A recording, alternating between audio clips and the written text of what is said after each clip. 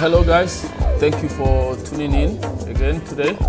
Thank you for joining the community at Z2B in Cube. As you guys know, our goal is to help one to save one. If we get 1 million people to listen, that's good, but the goal is for one person to learn from us and teach another person. So today we'll continue from where we left up on the last episode. So what we're doing today is we spoke about creating a crowd clap. Hopefully what you will learn from this is exactly how to make a groove feel alive. Not just sound good, but feel alive. In the sense that we're trying to make this clap to sound like, let's say 5 people clapping in a room. We have to put them in a room and make sure it has that separation that makes you, when you listen to it, you know that it's clapping. It gingers you to clap as well. So let's get into it without saying too much. Let's listen to what we had and then continue from there. So this is what we had before.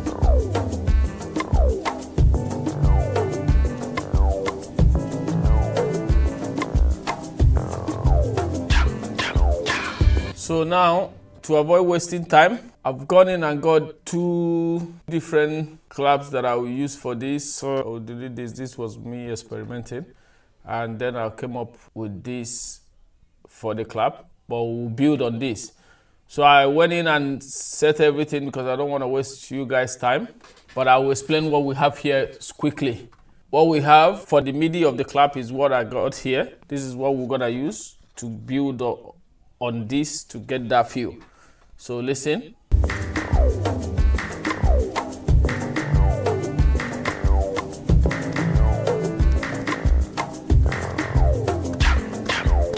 That's all we have. So now I want you guys to look on this side, what I've set up here. Intention is very important because this tutorial is not just about showing you guys how to make beat. It's about telling you guys what I'm thinking. My thought process is more important than what you're seeing on the screen. So listen carefully so you can get the reason why I do things the way I do them. So I've gone in. My plan is to get 5 different claps, but I want them to leave. I will use panning for the stereo image to pan it the way I want. Another thing I want is, I want 1 snare and 1 good clap in the middle. So I like this clap for middle. That's why I left it there. That's the one I will use for the middle. Then we'll find a snare drum that we'll put in the same middle. So this snare and the clap goes together. So what I have here is, let me make it a little bigger so for you guys to get. This is what we'll be working on. 1, 2 claps. First one is in center. That's why I labeled them center. MIDI clap in center. We'll get a snare that will be in center too. This track will be a sample. So that's why I put MIDI track here. And I have to use a simpler. The MIDI track with a simpler. That's what we're gonna use there. So I will actually already have a sample inside this simpler. I think it will be confusing for some people. So let's just delete it. I'll delete the simpler, no big deal now. Turn off everything. This one have MIDI simpler, this one have, I don't need this for that. So this will be a simpler. I can even rename it simpler so you guys know. Simpler clap 1. This one will be on the right again. This one, simpler clap 2. On the left. Then we will do live clap and another live clap, right and left. Look at the separation. It must not, for your one must not be these settings. This is just what I feel like, because I don't want the clap to go too wide. I want my high end to be crispy as we done it, but I want this clap to be close to the kick. So here I have 26 left on this one, on the simpler one. 25 right on the simpler one. Live one, I will do it 15 and 17.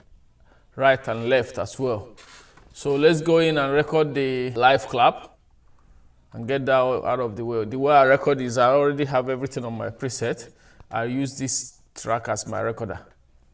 So all I need to do is go in there, delete this, listen to what we have, get our microphone quickly.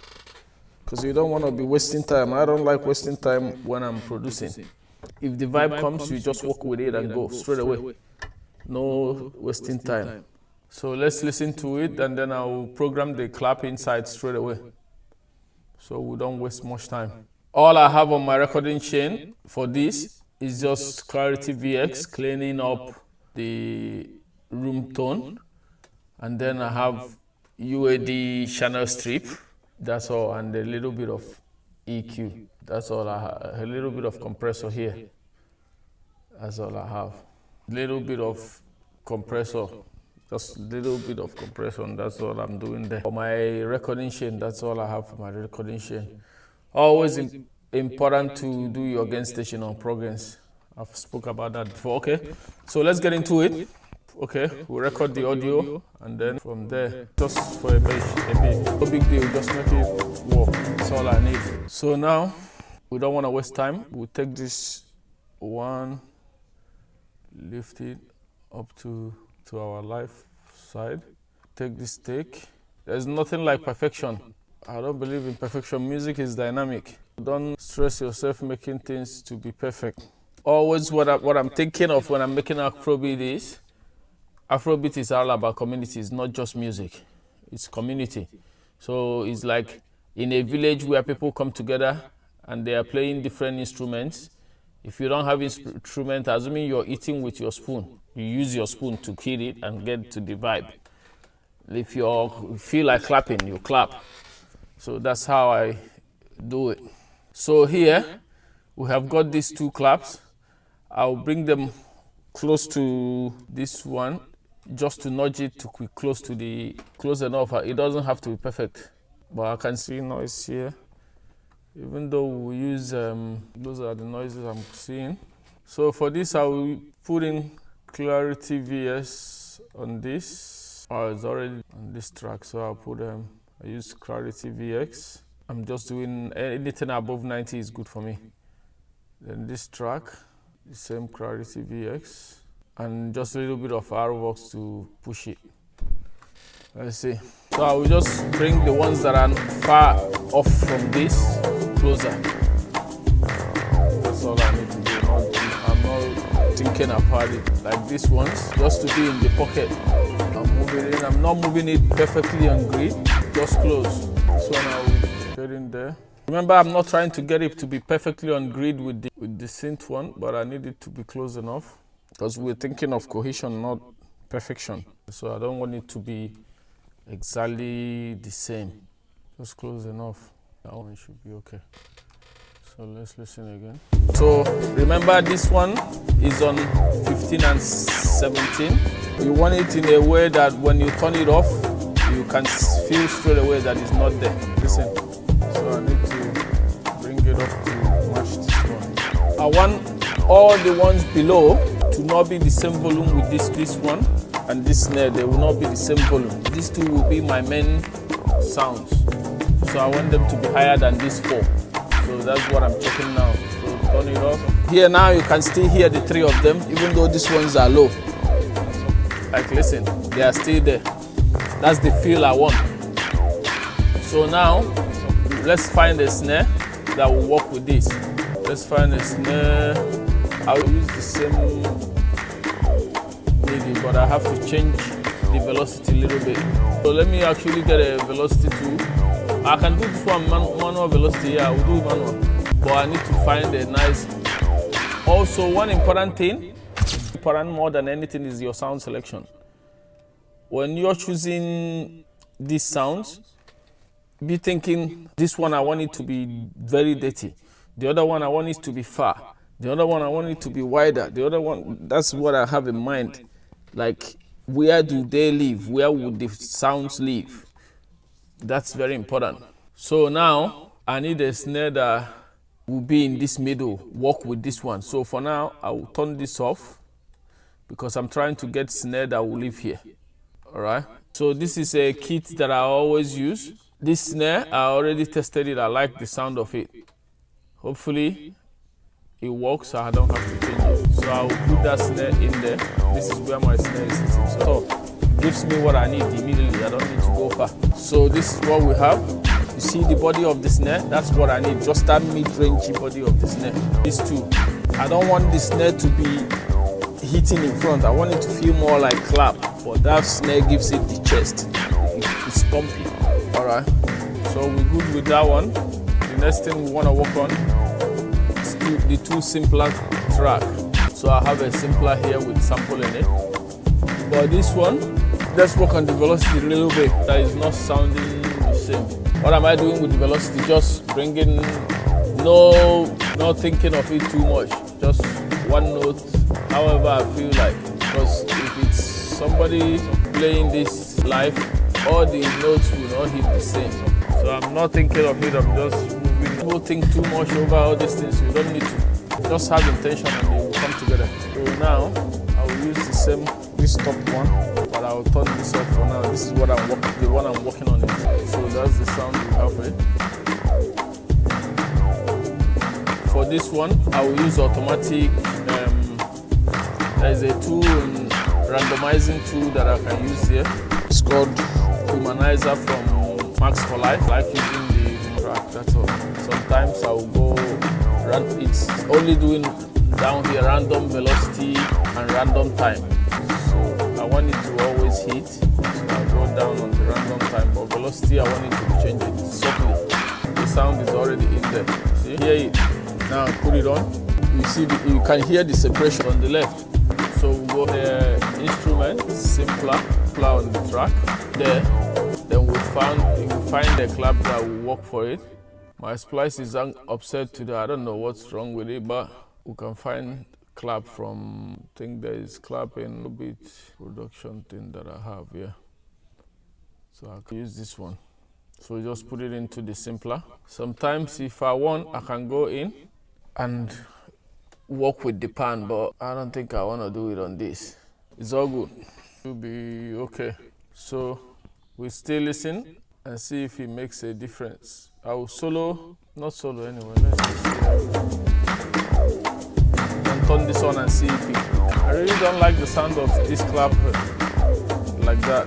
See if there's any lucky clap. Now, the next thing I want to do on this, most times I don't look at it. That's when I'm listening to where it is. Because sometimes I don't want it to start affecting the hi-hats. So that's it for now. The next thing we need to do, we have pan for stereo width. Now there's another thing I want to check. I will do these two together, turn them off because I want these two to be higher than the rest of them. So now I will turn this on. Actually, I need let me do that quickly since I've talked about it. Because I want that to dominate, not this four. So if I put in that two and they dominate, that's what I want. That's exactly what I want. So now, let's go in here. I want one of them to have a delay, but probably not the live one though. Neither one of these two. Listen to the width. That's what I'm trying to get. I don't want it to be noticeable that this is there. Once you go below 30%, you should be alright. See the difference with or without. Remember, I'm doing it only below 30% just to get that effect. Alright. Now what else do we need to do? Let's go in to the group. All of them in a group. To the group. Now we have to glue the whole thing. I already have a glue compressor on it. That's why it's good to use presets so you can work faster. So I already know my group will be glued at some point. So I have this there. Now listen to how it will come together. Night and day. That's because the plugin is at the sweet spot. So now what I want to listen to, I'll listen to the release. Let me say this. When you're working with compressor, always think, some people only feel, oh, once I said my attack and ratio is good, attack, because it sounds like attack, punch. The sweetness of compressor, the work of compressor mostly is on the release button. You have to listen closely to know what the release is doing. The release is what affects the vibe. So let's continue. Like now, I want to listen to this release and see which, sometimes auto will work, sometimes the other one gives me a good vibe. So we start with auto and go back. I'm thinking auto or 1 or 3 will give me what I want here. So let's listen to it. Listen to how it makes you feel, not how, listen, if you're on a headphone, listen to how it feels. So now go back. Remember, we're listening only to the clap. Now I'll stick to this one. I like the feel. So that's it for there. You can see the needle just barely touching. With and without, this is without. See how it's glued together. Now I had the thought of putting J37, just a bit of compression on it. See if it makes any difference. But before that, let's make sure that the reverb is on, because we need the reverb to put it in one space. So what do we have on reverb? I already have below 42 seconds on this, and let's pre-delay. But the magic is here. High cut, 10 to 8 on the high cut, and then I'm getting rid of the muddy side. Remember what we did with the mud, intentional. So I'm getting rid of above 250. I don't want it on this reverb. So that's what I'm doing here. Then the reverb should be 100%, hopefully 100%. Yes, in a send, the clap goes. Let's turn it off and see if it's doing anything. See the difference? How it feels. I don't have to touch anything. I just like it the way it is. The setting, you can see the setting here. But always tweak to your BPM to make sure it sounds good. So that's it for that one. What else we need to do now? So let's see if we need this extra saturation on it and see if it makes it feel better. Like if it goes faster, oh, I like the way it's lazy. It feels now.